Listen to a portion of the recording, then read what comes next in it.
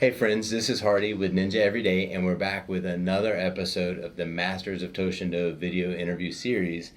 And today we've got with us Helen Jotoshi Russo from Quest Self-Defense in Tampa, Florida. Miss Helen, thanks for joining us. Thank you.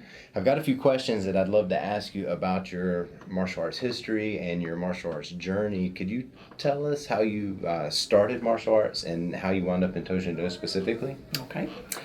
It's a bit of a long story, but I was a bit of a tomboy growing up. Had a mild curiosity about martial arts, but never really a burning desire, I would say. So I took a couple of judo classes when I was about 15, but didn't care for it. Mm-hmm. And then forgot about it, really.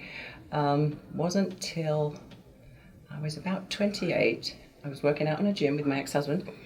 I was pregnant, and Mark Russo had a training group in the back of the gym, mm-hmm. and they'd walk through and they'd do their whatever, karate or whatever they were doing at the time. And we'd look through and I thought... Was this in Florida? This is in Florida, yeah. A suburb of Florida. And it was curious. I thought, well, that looks cool. Maybe one day, we'll see. Forgot about it. Had 2 kids. Moved. Was in another gym working out.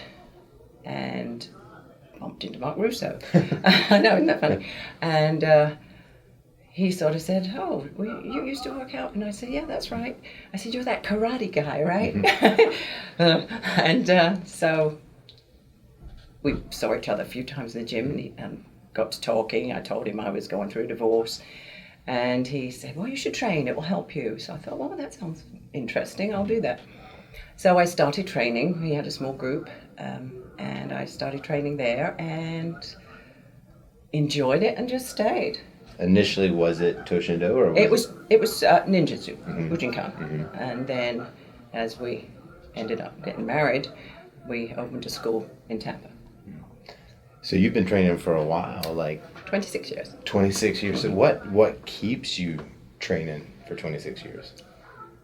It's a lot of fun. Mm-hmm. Training in this art is a lot of fun. I like you have to understand why you're doing something. It's not just be stronger. Faster, and as you get older that isn't possible. Mm-hmm. So I do enjoy the fact that it's body positioning, it's dynamics. You have to understand why and how, positioning, and those things, the way as you get more advanced, you carve away your movement to become more refined, and so it's not as big, and I'm still working on that. Mm-hmm. So I think it's just a lot of fun. Mm-hmm. I enjoy it.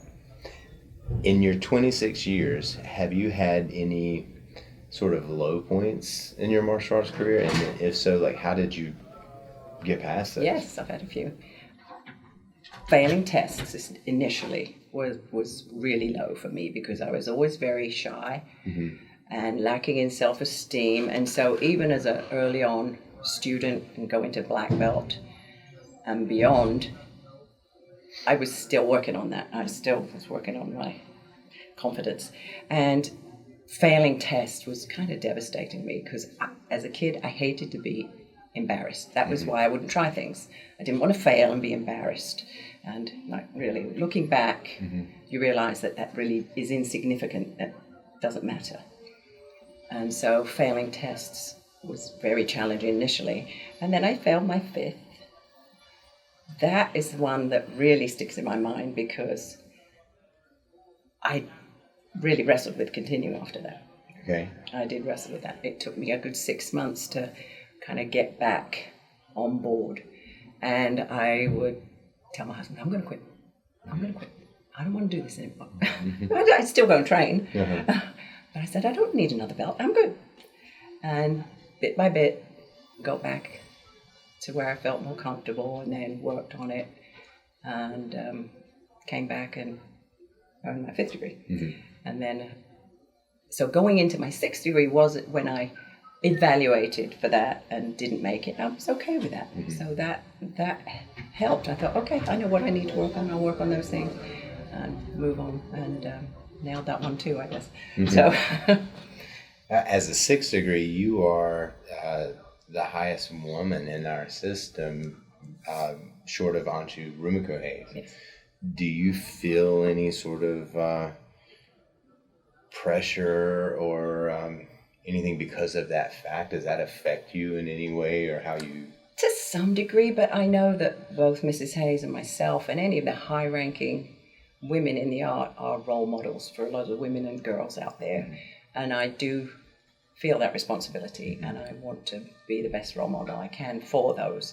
Because, like I said, having come from not having a whole lot of confidence and growing through the art, that's something I'd like to help anybody coming through the art, not just the girls, but the men too. Well, going back to, you were saying that challenge after your 5th degree, and it took you 6 months to get back on, was the thing that got you back on? Or was it simple? Not that it's simple to do it, but was it simple persistence and perseverance, just keeping going? Or was there something? Was there a switch that flipped? Was there a incident that, like, no, I can do it?